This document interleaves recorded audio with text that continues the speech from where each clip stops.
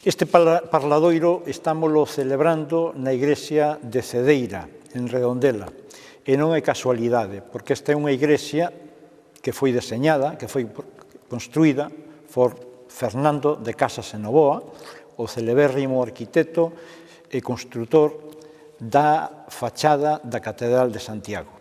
Por lo tanto, a elección é moi indicada para falarmos do que imos falar. Imos falar de arte, a arte de crear un país, a arte que tivo este país para crear unha lingua, unha cultura de seu. Baixo o rubro en galego, agora e sempre, a Asociación de Funcionarios para a Normalización Lingüística de Galicia lanza un ano máis a súa campaña de dinamización para estender o uso da lingua galega aos campos santos. Trátase dunha iniciativa que quere mobilizar as institucións públicas, e nomeadamente os concellos galegos, entidades culturais e a cidadanía en xeral, para que sexa maior, cada vez maior, a presencia da lingua nos actos fúnebres, nas lápidas dos cemiterios, nas esquelas que se publican nos xornais en Galicia e na liturxia relixiosa. Con esta proposta preténdese restaurar a memoria cultural e lingüística dos nosos devanceiros. Nunha Galicia maioritariamente galegofalante, os cemiterios representan unha imaxe distorsionada da realidade sociolingüística. Se as parroquias dos vivos é maioritariamente galegofalante, por que a dos mortos, a dos cemiterios, que así lle chaman os antropólogos, lembran a memoria dos defuntos nunha lingua distinta da que falaron en vida os galegos? É unha pregunta que queda pairando na entrevista que imos facer, pero para ilustrar máis o debate e centralo, eu aporto dous datos estatísticos. Só unha de cada 1000 lápida está redactada en lingua galega. E estamos a falar de 3.790 cemiterios que ten Galicia. E únicamente un 2% das esquelas publicadas nos xornais en Galicia están redactadas en galego, que é a lingua maioritaria, aínda sigue sendo a lingua maioritaria dos galegos e galegas que falecen. A pregunta é obvia: que está a pasar? Porque non hai ningunha normativa que proíba o uso da lingua galega no ámbito tan reservado ás decisións privadas. Mais aló das autoxustificacións que se poden desmontar moi doadamente, adoitase dicir que en momentos en intres tan difíciles dun falecemento non está a familia para reparar en temas lingüísticos. Que podemos pensar da conduta de tantos milleiros de galegos e galegas que se teñen manifestado públicamente a prol da normalización lingüística nas rúas e prazas de Galicia últimamente? Onde está a coherencia da defensa da lingua galega nesas grandes manifestacións e a vontade expresa para que se respete a lingua e a identidade cultural dos defuntos? É de recibo que se exixa ás entidades públicas o cumprimento da Lei de Normalización Lingüística, o fomento desta lingua, e que, pola contra, no ámbito privado se atúe con tanto desleixo? Pois para atoparmos respostas a todas estas preguntas e buscarmos posibles solucións, temos connosco hoxe a dúas persoas ben coñecidas polo seu traballo a prol da lingua galega. A miña dereita está don Baldo García, crego das parroquias de Cedeira e Trasmañó, no concello de Redondela, un home que de vello ven facendo a súa pastoral na nosa lingua, que, por certo, nunca lle representou ningún problema.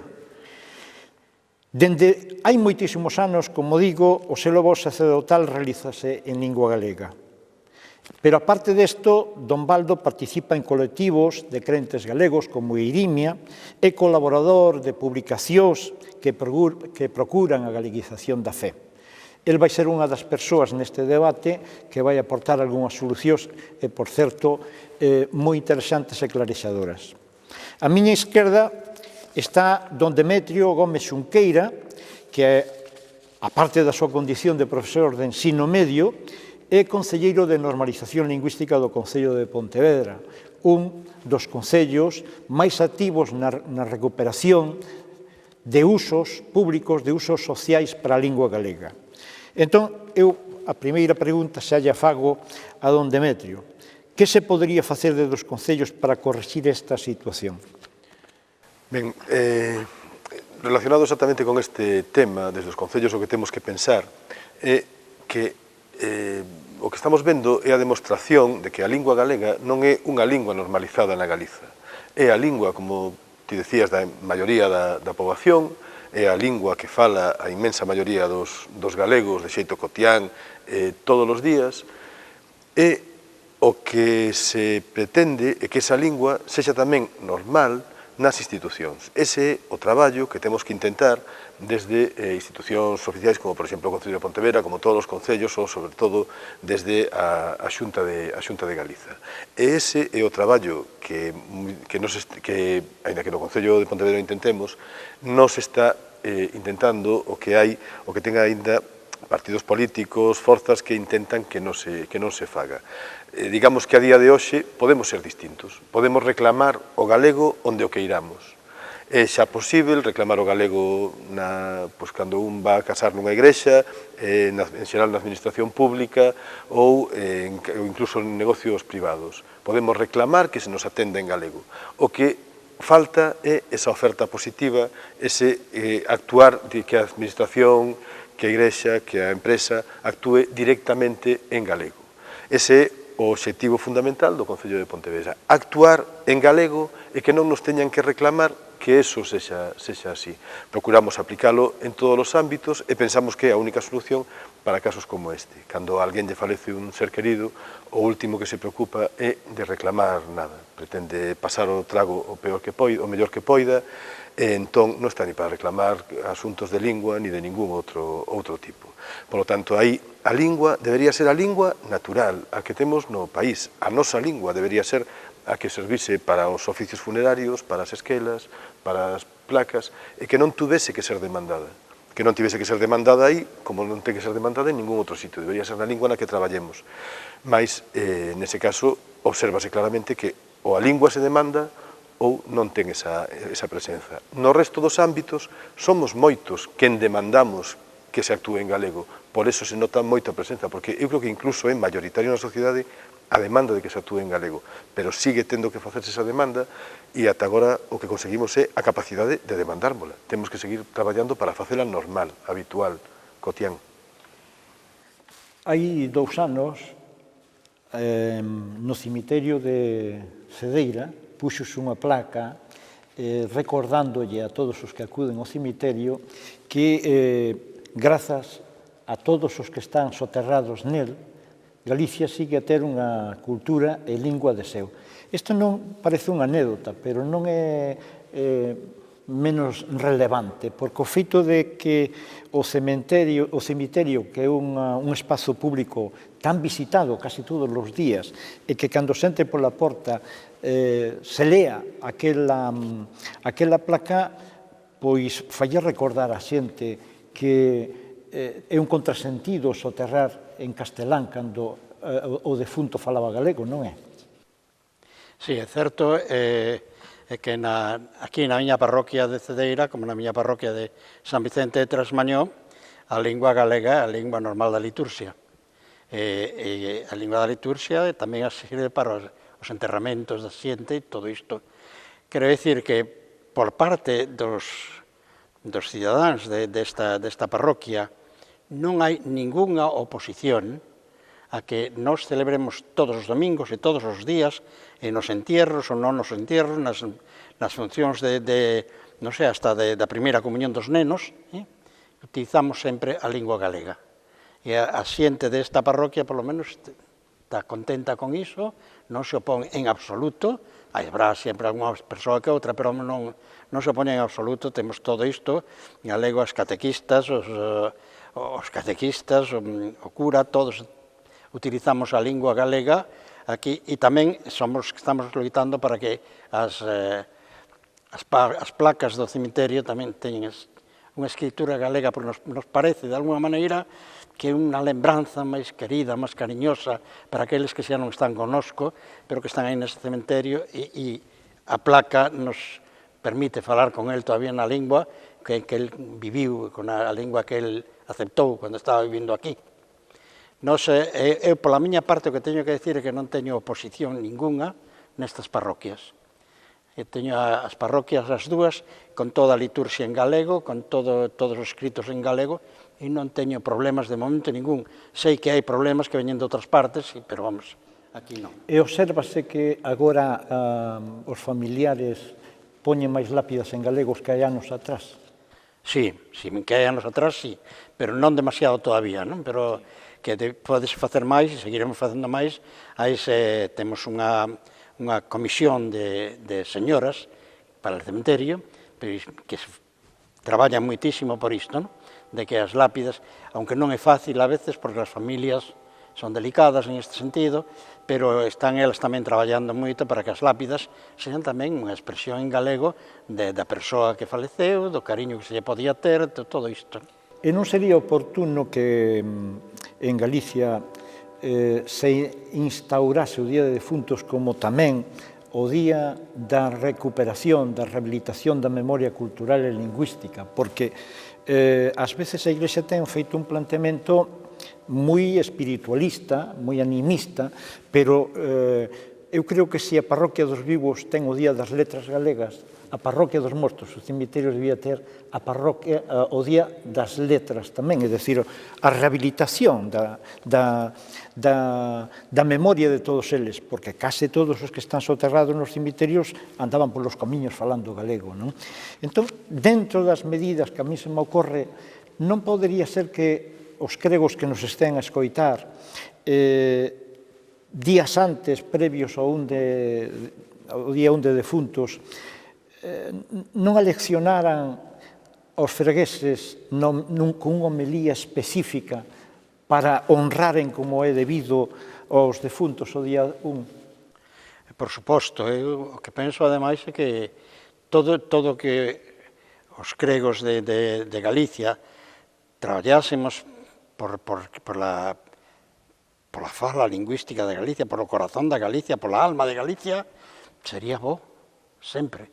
E isto é o que temos que pedir tamén non só aos cregos, sino aos propios bispos e a Igrexa Católica en Galicia, que en unhas partes está moi ben, se ha colocado todo, pero que deberíamos decir, non significa de ninguna maneira falar nada contra nadie, ni de ninguna maneira, non? Pero que nos convenzamos de que falar en galego, nesta parroquia hai xa unha serie de anos que todas as liturxias se fan en galego, en lingua galega, e nunca temos obtido dificultad por parroquianos e a ninguna, pero incluso de xente que pode vir aquí de outras parroquias ou incluso de outras regións de España, pois non teñen dificultad en vir aquí a estar aquí.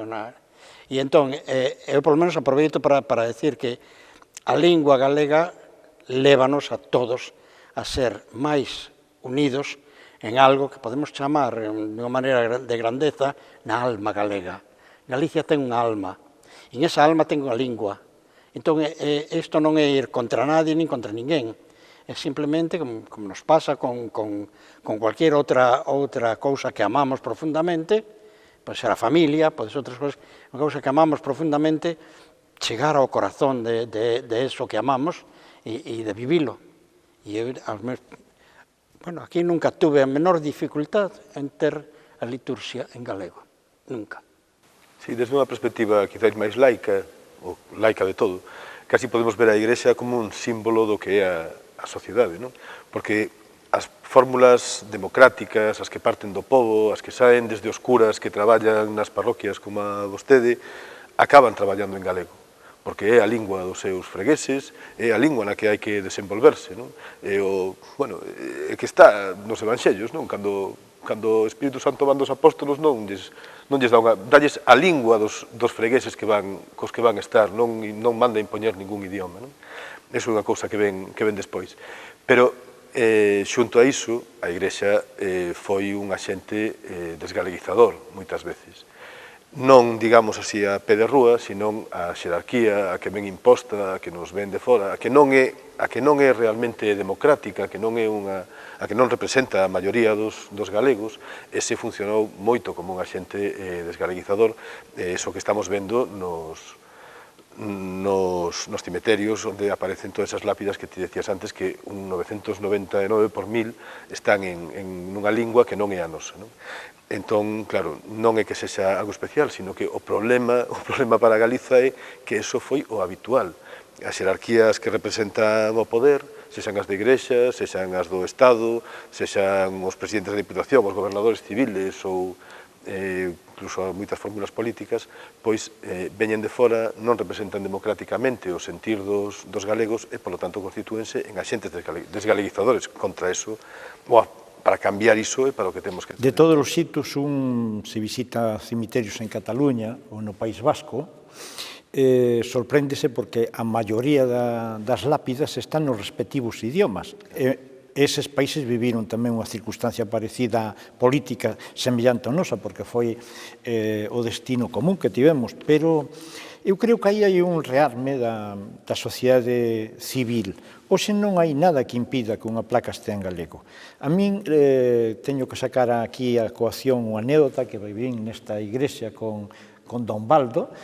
Veu unha señora maior falándolle galego e pedíalle unha misa pola defunta da súa nai. Don Baldo tomou nota, pero a señora tardaba en retirarse e marchar, e Don Baldo miraba que aquela señora non se marchaba e dixolle, pásalle algo.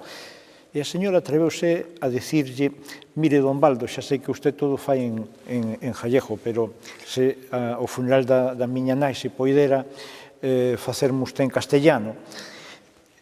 A resposta de Don Baldo foi curiosa, aquel día dixenlle, pois non lle podo prometer nada, porque eu normalmente todo falo en galego e ese día igual non teño memoria, así que non se preocupe usted que ademais o galego vai non entender Deus igual. A señora marchou medio convencida, pero foise, non? Bueno, eu creo que os concellos teñen moito que facer, non? Dende hai tempo a Asociación de Funcionarios está tratando de lanzar este discurso aos concellos, que consiste en facer campañas pedagóxicas dirixidas á sociedade, porque, obviamente, hai unha sociedade de crentes, pero hai unha sociedade que tampouco hai que minusvalorar, que non é de crentes, na sociedade civil. Por lo tanto, os concellos teñen un mandato imperativo, que é o do fomento do uso da lingua galega. E aí é onde aparece o que decía vostede antes, o da oferta positiva. Se non somos capaces de facer unha oferta positiva, non temos nada que facer. E a oferta positiva consiste, a noso entender, que os concellos ese día, igual que eu decía para a Igrexa unha homilía, tiña que haber un bando días antes honrando a todos aqueles que morreron e que grazas a eles Galicia ten cultura e lingua de ser. É dicirlle aos seus herdeiros, os que van a honralos, que a mellor honra que podían facerlle homenaxe é cambiar a lápida, porque eran galegofalantes. En segundo lugar, entendemos que hai casos moi concretos, como vai a ser dentro de pouco no Concello da Estrada, onde Avelina e Marcial Valladares, dous irmáns, un autor do primeiro dicionario galego, e ela, unha das primeiras autoras de novela, están soterrados en Castelao, porque naquele entón, en 1800 e pico, era así. Pero o Concello da Estrada vai retirar esas lápidas e para honrar a eses dous próceres da cultura galega, vai nos poñer en galego. Isto xa se fixo en Mondariz Balneario, onde o alcalde retirou a lápida do Sartego de don Enrique Peinador, que foi un gran mecenas da cultura galega, e honrouselle poñendo a lápida en galego. O Concello de Pontevedra teño entendido que este ano pensa facer algo. O Concello de Pontevedra pensa, estamos traballando nunha programación de actos, efectivamente, para, como vostede dicía, facernos público que é importante comprometerse co idioma e é importante facer todos os actos da nosa vida con o noso idioma, porque é o que nos va a permitir seguir sendo galegos. Como dicía Castelao, se somos galegos é por obra e graza do idioma e temos que facelo permanente en todos os ámbitos da vida. Por lo tanto, tamén neste imos traballar directamente nos cimiterios municipais e de algún outro xeito. Que outro xeito? Pois, como vostede decía hai un momento, esta anécdota da señora que pedía, como era, que fájalle por favor o funeral en castellano, con esa mistura de palabras que demostran como as palabras prestixiosas, o primeiro que se lle rouba a un idioma, a un pobo é ao seu propio nome, non? Non somos galegos, somos gallegos, e non é castelán, é castellano. Ben, pois, hai que prestixiar o galego, hai que darse de conta de que o galego é importante. E unha lingua non é máis importante que ningunha outra, mas é unha lingua tan importante como todas as demais. E quizáis isto faltenos, en este asunto pues, tamén teñamos que traballar, non? En que os nosos cidadáns, a poboación de Galiza vexa que o galego pues, é unha lingua prestixiosa que serve para todo, serve para calquera ámbito da vida, e se pode ir ao médico, ao funeral ou a donde sexa, falando en galego, e que ademais honra a quen morreu, a quen pasou, a quen finou, presentármolo tal e como era. É un orgullo para nós sermos galegos e falar en galego. E, polo tanto, iso ten que quedar tamén marcado como algo que nos enche de orgullo nas lápidas. Cando vayamos visitar aos nosos antergos ali soterrados, vermos que ese era o seu idioma, así falaban e, polo tanto, presentan ao público, como fan os cataláns e os vascos, que están orgullosísimos. Neste orde de propostas, lembrará don Baldo que hai ben anos aquí en Redondela fixéramos un acto diante dun notario que era onde a xente voluntariamente acudiu a facer as derradeiras vontades e expresaba que en caso de morte os seus familiares o enterrasen en galego e que se fixese a liturxia en galego. Esta, eu creo que podía ser unha medida tamén todos os anos a facer nas parroquias ou nos concellos, porque canta máis implicación houvese, maior compromiso pode haber por parte dos homes e as mulleres do país. Se non somos capaces de crearmos esa dinámica fora das institucións, non hai nada que facer. O Concello de Pontevedra ten previsto que se poida facer un acto de sinatura. Estamos traballando nun acto dese corte. É un acto complicado de organizar, non é sinxelo, porque implica unha serie de axentes moi especiais, pero si efectivamente estamos traballando nesa liña para ver si de aquí a dentro de 15-20 días podemos facer un acto dese tipo. E que nos temos participado en Redondela, sabe o don Baldo, pero noutras localidades sorprendeu-nos moitísimo a receptividade da xente. Lembrome que fixemos en Ourense no Paraninfo do Instituto Otero Pedrallo un acto que empezou ás 8 e a notaria que estaba ali para dar fe de todo aquilo veuse sorprendida pola avalancha de xente que acudiu e eran as 12:30 da noite e ainda estaba a notaria tomando nota dos carnés, os DNI. Eran 200 e pico persoas. Non, a notaria e os notarios que participaron curiosamente nestes actos casi nunca cobraron, é dicir, que hai unha boa predisposición, porque se entende que é un acto cultural. E a partir de aí fixéronse no Carballiño, fixéronse no Coutomisto, fixéronse en Santiago de Compostela, fixemos hai moitos anos ali en San Domingos de Bonaval, que acudiu moita xente. Por lo tanto, eu penso que dentro dos concellos era moi oportuno implicar as comunidades de montes, as sociedades parroquiais, os centros recreativos, as asociacións de veciños, nun acto que se vise que esta xente asume o discurso, que por outra banda é un discurso que non crea ninguna disonancia, non? En absoluto, pero si en xeral na Galiza non hai oposición ao uso do idioma. Son casos moi puntuais, non? Como decía antes don Baldo, efectivamente, patufos desleigados temos, hainos, incluso están na literatura, pero son poucos, non representan o que é o sentir deste país. O sentir de Galiza sempre é na defensa do galego e na defensa do que é propio. E incluso a xente está disposta a participar con un sentido positivo na defensa do noso idioma, os cidadáns sempre están dispostos a participar na defensa do noso idioma, sempre e cando non teñan que opoñerse a nada. E, de feito, non se trata de opoñerse a nada, se trata de reivindicar a nosa lingua e a lingua dos nosos dos nosos antergos, non?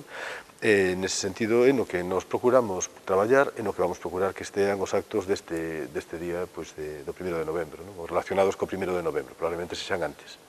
Don Baldo, en estes órganos de goberno, por chamarlo de alguna forma, que son os arciprestazgos, onde posiblemente vostede participa en algún, non habería posibilidade de que arrincarlles unha declaración para que se orientase a pastoral cara ao día 1 de novembro e que nas homilías houvese ou unísono unha atitude... Ben, agora en este momento eu sinto unha pena porque o alcalde que axudaba moito en iso xa non está, non? Pero vamos, supoño que os que veñen poden facelo tamén. E eu teño visto con moita alegría que temos unha misa solemne de cualquier cousa, por exemplo, do Corpus de Redondela, e temos a Constitución, digamos, del Ayuntamiento asistindo ali, todos con unha misa en galego, e todo perfecto.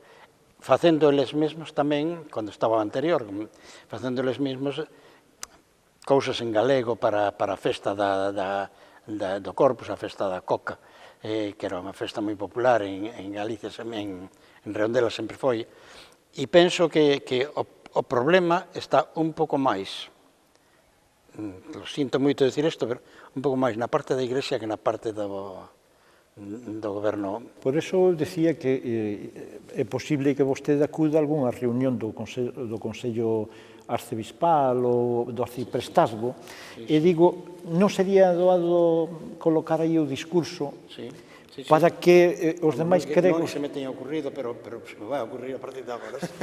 Non, incluso de non falar con o obispo, sino así, con a nosa lingua, non? Sí, se cadra incluso que houbera unha declaración de 10, 12 cregos que por proximidade cultural orientaran o resto da diócese, non? Ese tipo de manifestacións, o mellor son 7 ou 8 cregos, pero que se manifestaran públicamente ao respecto, pois é unha voz máis na... Sí, aquí hai varios que se pode pedir, non? Hai varios cregos, uns máis novos, outros máis novos, que podemos pedir e facer iso eu sei que algúns que foron alumnos meus no seminario, que son sacerdotes, bueno, son uns tipos que teñen toda a liturgia en galego e así, o que está ahora na Cañiza, bueno, estuvo tamén en parte por ali, por cerca de